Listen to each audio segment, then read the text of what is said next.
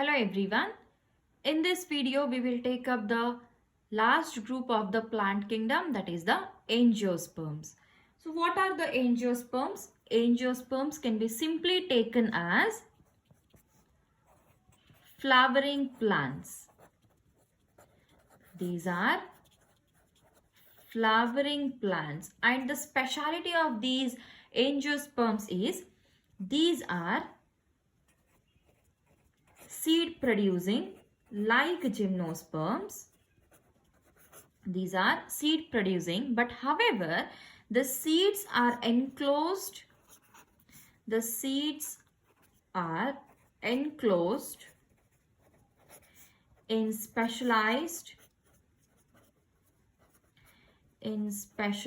structures called fruits. In case of the gymnosperms had also produced the seeds, but the difference was the seeds were not enclosed in the fruits. Actually, the seeds were naked seeds, but here now the seeds are enclosed in the specialized structures called as the fruits. Then moving on to the habitat or where exactly they occur. See, angiosperms, these are the largest groups of the plants and they occur in a very wide range of habitats. They are largest group of plants. They belong to the angiosperms.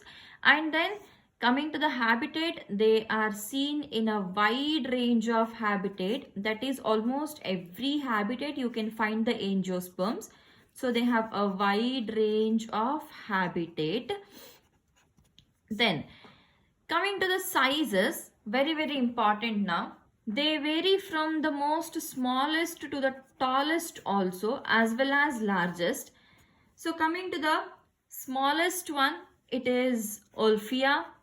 The smallest one is the Olphia, and this is the species, that is, sorry, this is the genera. And if you see the species, let me just mention one or two. It is Wolffia microspore. And then coming to the largest angiosperm, you can take banyan here, which spreads to several meters. And then tallest angiosperm, it is eucalyptus. So it ranges from some of the smallest plants to the tallest plants as well as the largest plants. Smallest one is the Olphia microspore and the tallest is the eucalyptus. Largest one is the banyan tree. Then uses of the angiosperms. Angiosperms are being used for various purposes. It might be the food, fodder, fuel, medicines and many other commercially important products. So they are of very great importance. Then angiosperms are being divided into two groups or two classes. The two classes are dicots and monocots.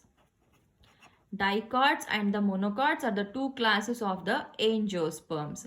What exactly are the dicotyledons? In case of dicots, let me write it here. So the seeds of the dicots, they have two cotyledons. Seeds have two cotyledons. Seeds have two cotyledons. And in case of the monocots, the seeds have single or one cotyledon. Then second feature now. Second character is dicots, they have reticulate venation. They have reticulate venation on leaves. Reticulate venation on leaves. In case of monocot, they have parallel venation. What do you mean by this reticulate and parallel? See, reticulate venation, if this is a leaf, in case of a reticulate venation, there will be a midrib or the main vein, and then there are many veinlets present like this. So, subveins or the veinlets are present, which looks like a network. Or a reticulate, the meaning of reticulate is it is forming a network. So that is a reticulate venation. When it comes to the parallel venation, so parallel venation, this is a leaf, and here, so all the veins are running parallel to the main vein. So this is how the arrangement is. Such arrangement is called as the parallel venation, and this is called as a reticulate venation. Then one more important feature of the dicot is, in case of the dicot, the flowers are usually they are either tetramerous, or they are pentamerous. Whereas in case of the monocots, the flowers are usually trimerous. So now, tetramerous and pentamerous or trimerous. What does this mean? Every whorl means, see, what are the whorls present in the flower? The whorls are calyx and corolla. Calyx, it consists of sepals, and the corolla, it consists of petals. It means that the sepals or petals are either 4 or 5 in number, whereas in case of trimerous, it is usually 3 in number. Okay, these are the characteristics of the dicots and the monocots. Now moving on to the sex organs. The male sex organ is called as stamen. The male sex organ, which is called as the stamen. So this stamen, usually it is having 2 parts. So I'm just drawing the structure of a stamen here. A stamen is having 2 parts. The 2 parts are, this is an filament and this is an anther. Okay, this is a filament and this is an anther. Now, if you just enlarge this anther, okay, this is a, okay, let me first write it. This is an filament and this is an anther. Now, this anther, if you just extend the or enlarge the anther structure, the structure looks like this.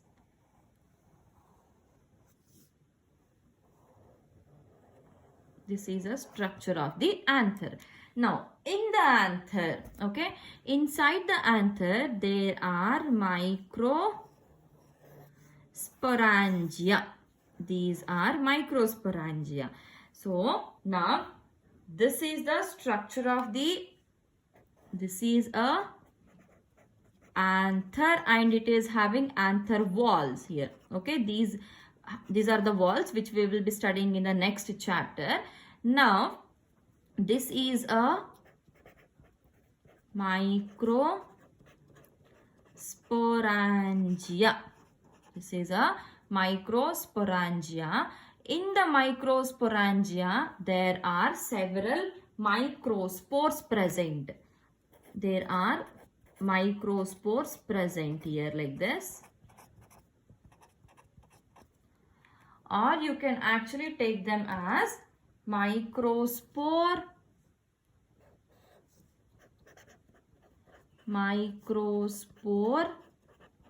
mother cell. Microspore mother cell. So now if you just take one microspore mother cell outside, okay, this is one single microspore mother cell. This microspore mother cell will undergo meiosis and it forms 4 microspores. 4 microspores. These microspores will now reduce to pollen grain. Now, this is how the male gamete is being formed. Okay, microspores, they reduce to the pollen grain. This is about the male sex organ. Now, coming to the female sex organ. The female sex organ is called as pistil. It is called as pistil, or sometimes it is also called as carpel. Now, if you see the structure of a pistil, a single pistil, okay, a single pistil, it is having three parts, that is stigma, style and ovary. So, this is a long slender filament and this is a swollen base and this is the stigma part now. Okay, this is stigma, here is a style and this is the swollen part is the ovary. Now, inside this what happens? See, inside the ovary we have the ovule present. This is the ovule, okay. Let me first write it. This is a ovule. Now what happens inside the ovule, okay, inside the ovule there is nucellus present. What is nucellus? We have seen it in the previous video. Nucellus is a mass of cells present, and remember the nucellus are all diploid cells only. Now all this is the nucellus only. Out of all these cells of the nucellus, one cell, okay, one single cell of the nucellus will differentiate into megaspore mother cell. Megaspore mother cell. Now this megaspore mother cell, this will undergo meiosis. It undergoes meiosis, and after the meiosis, mother cell will form 4 haploid megaspores. Now, out of 4 haploid megaspores, 3 will degenerate. 3 will degenerate and 1 develops as female gametophyte. Female gametophyte. Now, if you take the structure of the female gametophyte, I am drawing the female gametophyte structure here. Okay. Female gametophyte structure is, we have seen it in the previous video also, but still, just for the sake of fertilization, I am drawing it here.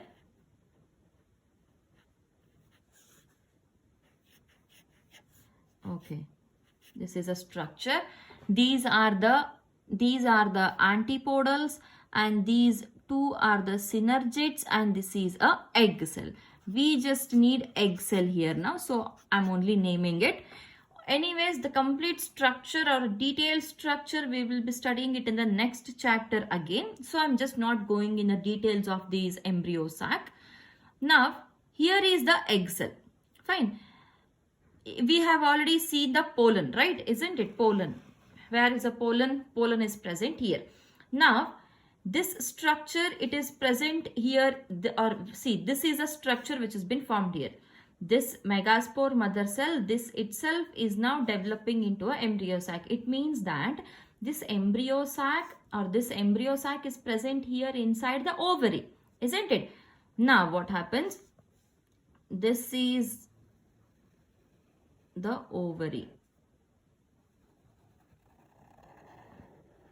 This is the ovary. Okay.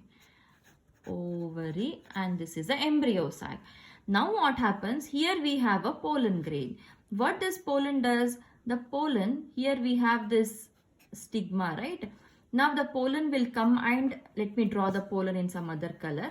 This is a pollen, or we will take different color only. Okay, this is a pollen. Okay, now this pollen comes and attaches here. Fine.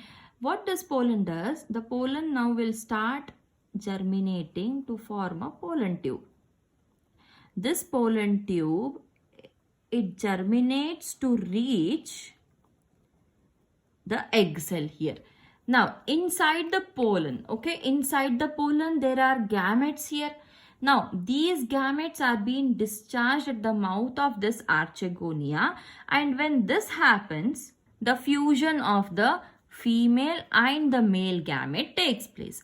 Now this forms an zygote, and that zygote forms an embryo. The zygote will give rise to the embryo.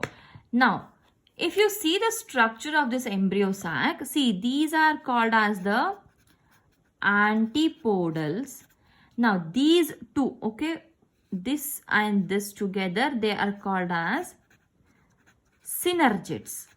This two synergids plus one egg cell, this is called as egg apparatus. This is called as egg apparatus. So now what happens when the pollen tube, it germinates, or the pollen grain germinates to form a pollen tube, and it reaches the egg cell here. So now the male gamete and the female gamete fuses here, and the fusion is taking place inside this ovary only. This is the ovary. Inside the ovary only the fusion is taking place. After the fusion, the zygote is formed here only. Here only the zygote is formed, and primary endosperm nucleus, which we will be seeing in the next class, is also been formed here. Later on, after the fertilization, what happens?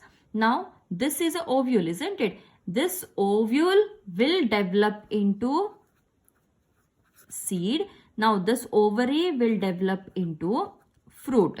So when you see the structure, it looks like this ovary has developed into a fruit. Inside the fruit, we have the ovule as a seed.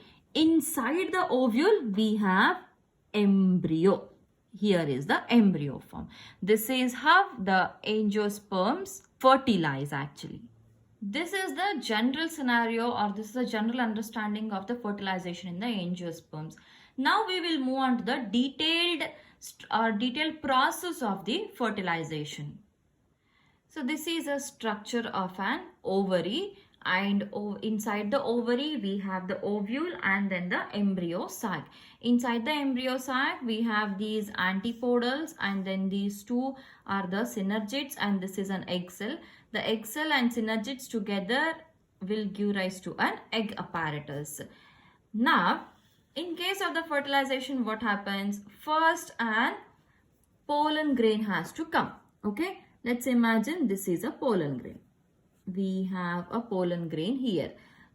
Okay, now this pollen grain, let me just take it in some other color. Okay, this is a pollen grain. Now this pollen grain has to start the germination. How it germinates? It forms a pollen tube like this.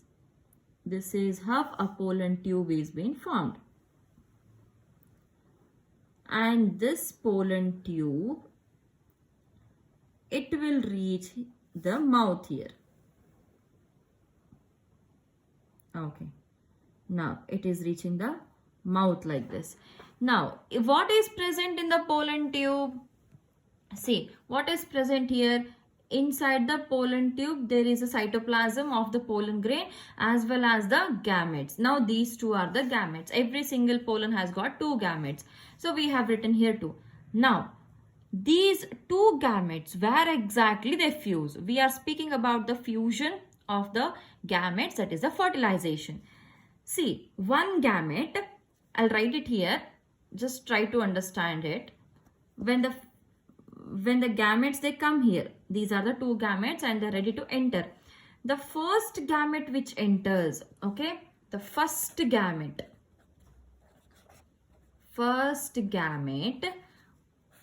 or first gamete, we are speaking about the male gamete here.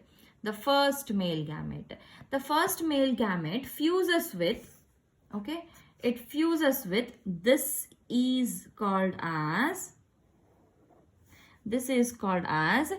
diploid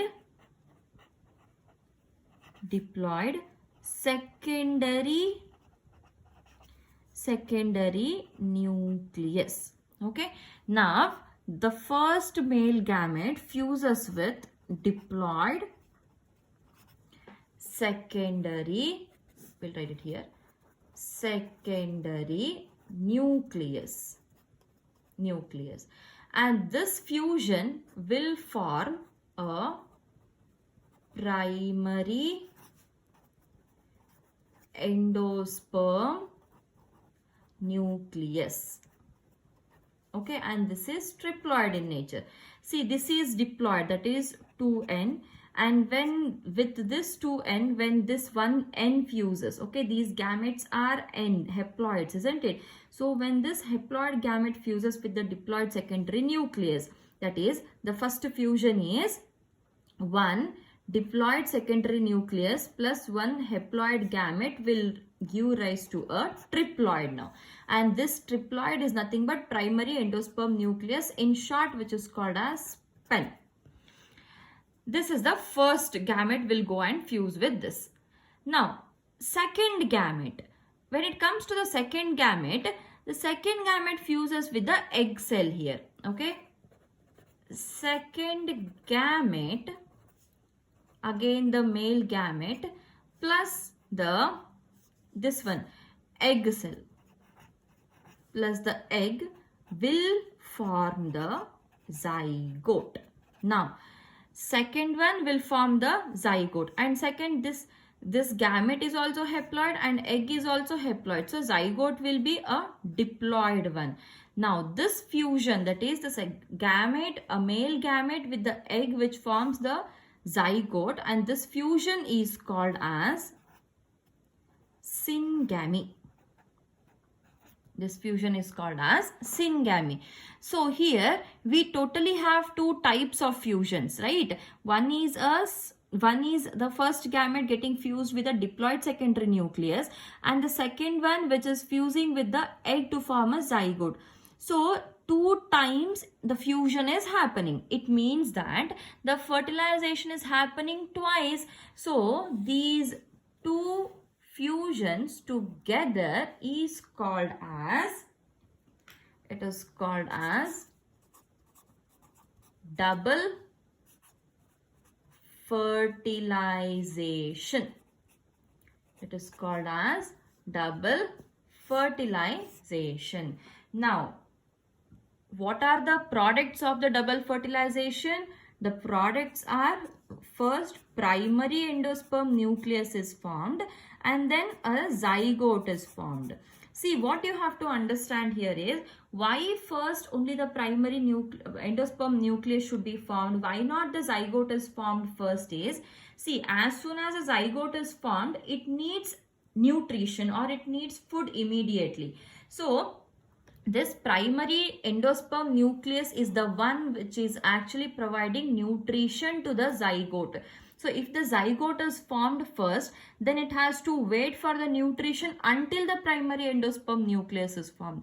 So usually what happens in the angiosperms, first the primary endosperm nucleus will be formed, and after the formation of this, now the zygote will be formed, so that immediately the nutrition will be provided to the zygote. So this is how the fertilization takes place in the angiosperms. After the fertilization, now see, this structure is getting converted into primary endosperm nucleus, and this is getting converted into zygote. What happens to these antipodals and these two synergids? They degenerate after the fertilization process, and then now the zygote is turned into embryo. A zygote which has been formed here or here, it is turning into the embryo, and this embryo sac, okay, so this embryo sac is present inside the ovule here, right? So now this ovule is converting into the seed. Inside the seed, we have this embryo sac and the primary, or this embryo and the primary endosperm nucleus. And this is present in the fruit. This is how the angiosperms produce the seeds or the fertilization process in the angiosperms. Then lastly, we will see this life cycle of the angiosperms. Again, the same explanation, just in a form of a life cycle. So here, this is a sporophyte. We have seen the main plant body was sporophyte in case of gymnosperms as well as angiosperms. So now in the sporophyte, we have a flower. Inside this is a flower, and in the flower, we have two parts. One is the male sex organ and the one is female sex organ. Male sex organ, this is the stamen, and the female sex organ, this is a pistil. In the stamen, we have anther and filament. Then, in the anther, there is a microsporangia. This is a microsporangia. And inside the microsporangia, we have the microspores. Now, these microspores will now reduce to form a pollen grain. Now, the pollen grain is ready. That is the male gamete. Coming to the female sex organ, that is a pistil, which is made up of stigma, style and the ovary. Now, inside this we have the ovule. Inside the ovule we have the microspore mother cell. So, we have just taken the structure of microspore mother cell here. Now, this is a microspore mother cell. On the meiotic division, microspore mother cell will divide into four megaspores. This is a microspore and this is a megaspore. Now this megaspore mother cell will divide into 4 megaspores. Out of 4, the 3 will degenerate and 1 will develop into a embryo sac. This is the structure of the embryo sac. In the embryo sac, we have the egg cell.